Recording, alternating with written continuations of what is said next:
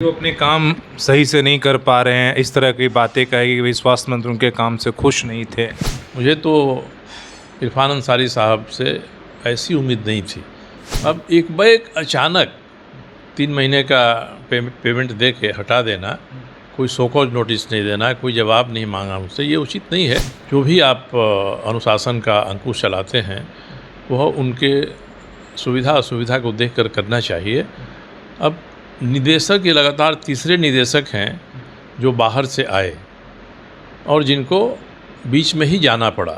झारखंड को लेकर जो रिम्स के डायरेक्टर हटाए गए हैं उसको लेकर आपकी बड़ी कड़ी नज़र रहती है, आप इस कार्रवाई को किस तरीके से देख रहे हैं? 2 दिन पहले रिम्स के शासी परिषद की बैठक हुई थी। जो खबरें अखबार में आई थीं उन्हें देखकर ही लगा था कि रिम्स के निदेशक पर सरकार का अनुचित दबाव है कुछ पेमेंट के लिए। मैं तो शासी निकाय के अध्यक्ष के नाते मंत्री से मेरी अपेक्षा थी कि मंत्री महोदय रिम्स निदेशक को सहयोग करके उनको प्रोत्साहन देकर, उनको संरक्षण देकर रिम्स में अच्छा कराएंगे। मगर कोई निदेशक अगर बैठक में साफ साफ बात बोलता है, स्पष्ट बात बोलता है, तो उसको अनुशासनहीनता माना जाएगा। ये उचित नहीं है। कहा जा रहा है कि वो अपने काम सही से नहीं कर पा रहे हैं, इस तरह की बातें कही कि भाई स्वास्थ्य मंत्री उनके काम से खुश नहीं थे। अब स्वास्थ्य मंत्री तो शासी निकाय के अध्यक्ष होते हैं। शासी निकाय में जो निर्णय हुए हैं उनको बताना चाहिए कौन से निर्णय उन्होंने लागू नहीं किया, किसमें कोताही किया। और इस बैठक में भी जो एजेंडा था उस पर तो कोई बात ही नहीं हुई लगता है।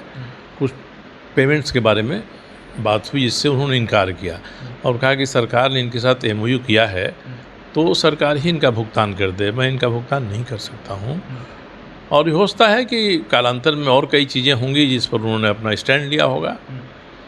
अब एक बैग अचानक 3 महीने का पेमेंट दे के हटा देना, कोई सो कॉज नोटिस नहीं देना, कोई जवाब नहीं मांगा मुझसे, ये उचित नहीं है। रिम्स स्वायत्त संस्था है, इसको प्रगति करना चाहिए, इसमें इलाज की अच्छी व्यवस्था होनी चाहिए। डॉक्टरों पर जो भी आप अनुशासन का अंकुश चलाते हैं वह उनके सुविधा असुविधा को देख कर करना चाहिए। अब निदेशक ये लगातार तीसरे निदेशक हैं जो बाहर से आए और जिनको बीच में ही जाना पड़ा।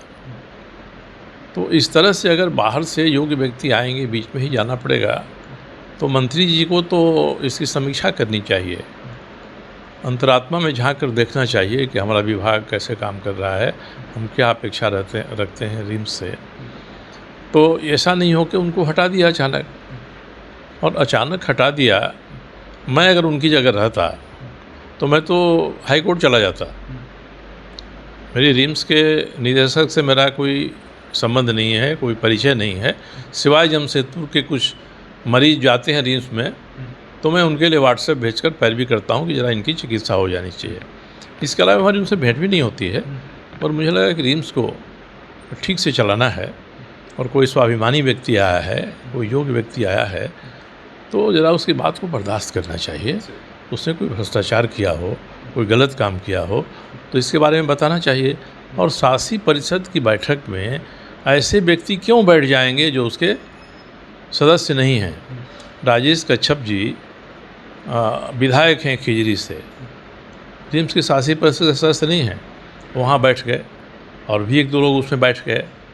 तो ऐसा लगता है कि शासी परिषद की बैठक में रिम्स के निदेशक को औकात बताने की कोशिश की गई और पूर्वाग्रह से ग्रस्त होकर ये सारे काम हुए, कार्रवाई हुई। ये नहीं होना चाहिए।